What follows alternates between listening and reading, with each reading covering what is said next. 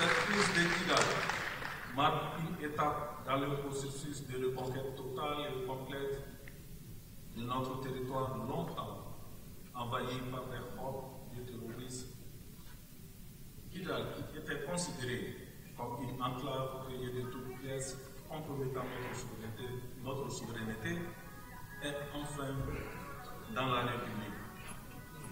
L'annonce de la rentrée des femmes à Kidal a été accueillie avec joie et fierté par nos compatriotes et au-delà. C'est là qu'on le comprend. Kidal était jusqu'à ce 14 novembre 2023 le bastion des rebelles qui voulaient en faire un sanctuaire et qui entretenait des liens étroits avec des groupes armés terroristes. Ce temps est révolu. Kidal est désormais et pour toujours dans la République avec le retour de l'administration et de l'ensemble des services sociaux de base. Nous félicitons le président de la transition, chef de l'État, chef suprême des armées, le colonel Assimi Goïta pour sa stratégie par rapport à l'atteinte des objectifs tous prioritaires et pour avoir su redonner aux Maliens et aux Maliennes leur dignité et leur fierté en rendant les forces de défense et de sécurité plus aptes à remplir leur mission de protection des populations et de leurs biens et surtout de sauvegarde de toute l'intégrité du territoire national.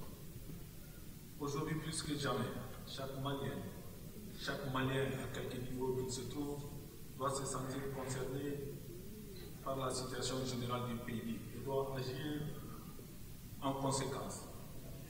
Chaque Malien doit être comme un soldat dans ses combats patriotiques et républicains en apportant son soutien aux forces de défense et de sécurité.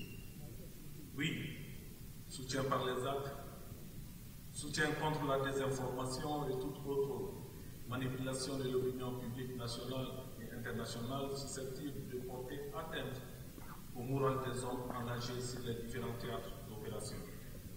Pour éviter les avatars du passé, il nous appartient de tirer les leçons de certains comportements et pratiques et de rester vigilants car bien souvent nos adversaires ont disposé des relais au sein de nos populations. Ces complices sont autant, sinon plus dangereux que ceux qui tuent froidement nos paisibles populations. Ils sont plus dangereux car, outre les renseignements qu'ils fournissent à l'ennemi, ils organisent les trafics, alimentant ainsi la logistique et l'intendance des terroristes. Le Conseil national de transition souhaite que toutes les forces vives de notre pays comprennent enfin que l'air doit être à l'union sacrée et à l'entente. Les querelles de clocher doivent s'estomper afin qu'un consensus fort nous permette de réussir une fin de transition apaisée, des élections crédibles et transparentes conformément au plan d'action gouvernemental. Chers collègues du Conseil national de transition, messieurs les membres du gouvernement, mesdames et messieurs, dans le cadre de la mise en œuvre de la vision commune de leurs excellences, le capitaine Ibrahim Traoré, président de la transition, chef de l'État du Burkina Faso, le colonel Assimi Goïta, président de la transition, chef de l'État du Mali, le général de brigade Abdourahmane Tiani, président du Conseil national pour la sauvegarde de la patrie, chef de l'État du Niger, dont nous saluons la visite au Mali le 23 novembre dernier. La première réunion des ministres des Affaires étrangères des États membres de l'Alliance des États du Sahel s'est tenue à Bamako le 30 novembre et 1er décembre 2023. Cette rencontre a été précédée de celle des ministres de l'économie et des finances des trois pays le 25 novembre 2023. Elles ont formulé des recommandations pour favoriser le développement économique de l'espace, notamment la réalisation de projets structurants dans les domaines de l'énergie, des infrastructures, des transports et de la sécurité alimentaire. Ces rencontres ont prouvé en outre la création d'un fonds de stabilisation et une banque d'investissement de l'AES, ainsi que la mise en place d'un comité chargé d'approfondir les réflexions sur les questions de l'Union économique et monétaire. Chers membres du CNT, ce qu'il faut retenir aussi de l'AES, c'est qu'elle présente un nouveau chapitre dans la lutte contre le terrorisme, dont les résultats sont tangibles au Burkina Faso, au Mali et au Niger. Depuis sa création, les groupes armés terroristes ont été réduits à leur simple expression grâce à la mutualisation des moyens militaires. Et les coups portés à ces éliminés à Djibo et à Menaka en sont les plus belles illustrations. Les ambitions de l'AES dépassent largement celles du G5 Sahel. Non, je vais dire plutôt le GD Sahel, pour être plus précis depuis les faits du Mali et cette organisation qui a été suivie par celui du Burkina Faso et du Niger. C'est le lieu pour moi de saluer la clairvoyance des plus hautes autorités de ces deux pays, frères et amis. Le Conseil national de transition du Mali adhère totalement à ces actions et recommande au gouvernement des trois pays de l'Alliance des États du Sahel de diligenter l'effectivité des décisions prises. Ils pourront compter sur le soutien effectif des représentants de toutes les composantes des peuples des trois États de l'Alliance.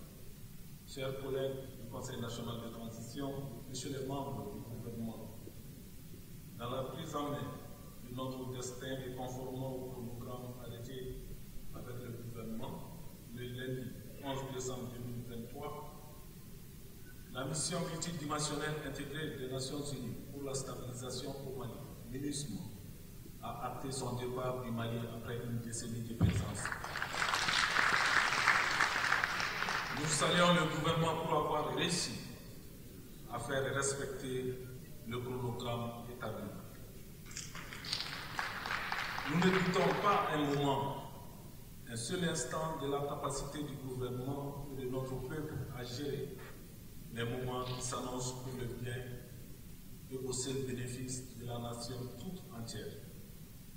Chers collègues du Conseil national de transition, messieurs les membres du gouvernement, mesdames et messieurs, en ce qui concerne les questions sociales, la situation exige toutes les attentions du gouvernement. Entre les délestages et les coûts de plus en plus élevés des produits de grande consommation, nos compatriotes ont fait preuve de beaucoup de compréhension et de patience. Nous savons que des mesures énergiques sont en cours et que des décisions fortes et courageuses sont prises pour juguler au mieux ces difficultés. Mais nous demandons encore, une fois au gouvernement, de communiquer plus et d'aller très vite, car le mois de Ramadan pointe à l'horizon.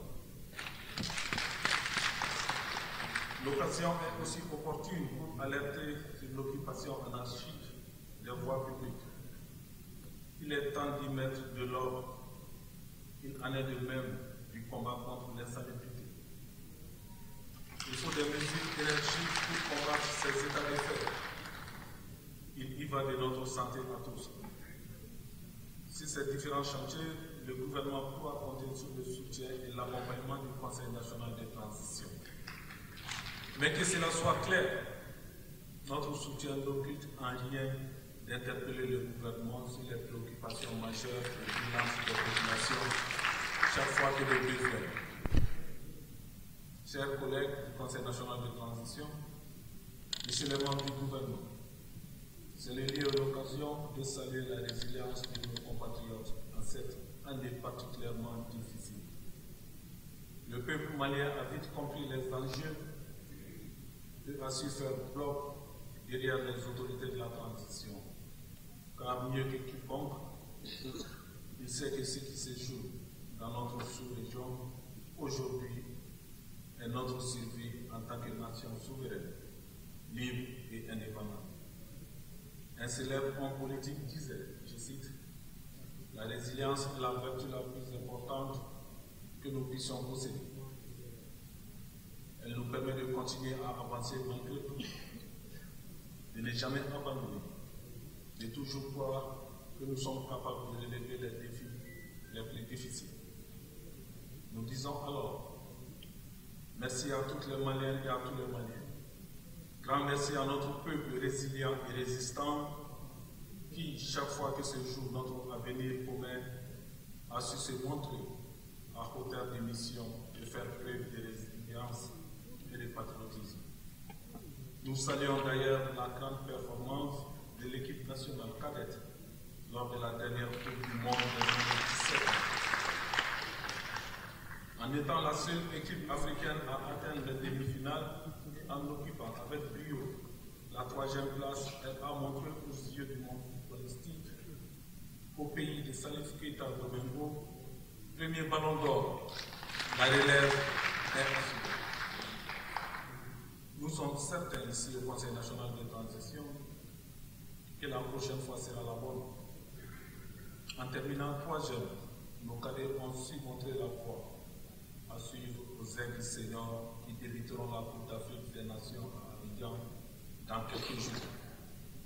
Nous souhaitons bonne chance aux joueurs de l'équipe nationale senior qui se considèrent comme en mission pour le Mali. La mission de faire flotter très haut notre drapeau national, le vert, l'or, le rouge à Abidjan. Chers collègues du Conseil national de transition, messieurs les membres du gouvernement, mesdames et messieurs, il est connu et reconnu que le Parlement est la plus forte instance de débat et de confrontation d'idées. Débattre et non combattre est la marque de valeur et d'éthique du CNT. Nous avons travaillé ardemment pour examiner les projets de proposition de loi avec rigueur et diligence dans le respect et la tolérance mutuelle. Il me plaît donc de saluer très sincèrement les membres du bureau, de la conférence des présidents, sans oublier notre 148e membre, M. Ibrahim Kassa Maïga, ministre de la Défense de l'État, des relations avec les institutions pour leur franche collaboration. À tous les honorables membres du CNT, vous trouvez ici l'assurance de mes remerciements et sentiments républicains. Derrière tous ces grands résultats engagés, il y a des petites mains compétentes animées d'une disponibilité exemplaire. Au nom de tous les membres du CNT, j'adresse mes remerciements à l'ensemble du personnel parlementaire et les invite à renforcer leur dévouement. J'associe à ces remerciements la radio du Parlement qui a commencé à émettre à l'ouverture de cette session et à la presse nationale et internationale dans toutes ses composantes pour le relais de cette délibération. La clôture de cette session intervient à un moment de l'année où je voudrais, par anticipation, vous souhaiter à toutes et à tous d'agréables fêtes de fin d'année. En clôturant cette session, j'ose espérer que l'intercession nous procure une plus grande motivation à poursuivre notre mission de venir à bout de toutes les réformes si de canons à l'émergence d'un Mali fort. Avant de terminer mon propos, je salue et remercie la CEDEAO d'avoir levé la sanction contre l'imperturbable patriote, son Excellence le colonel Assimi Goïta, l'intrépide Premier ministre Dr Choguel Kokara Maïga et l'infatigable ministre des Affaires étrangères, son Excellence Abdoulaye Diop. Sur ce, mesdames et messieurs, je déclare close la session ordinaire d'octobre 2023, dite budgétaire du Conseil national de transition. Je vous remercie. La séance est levée.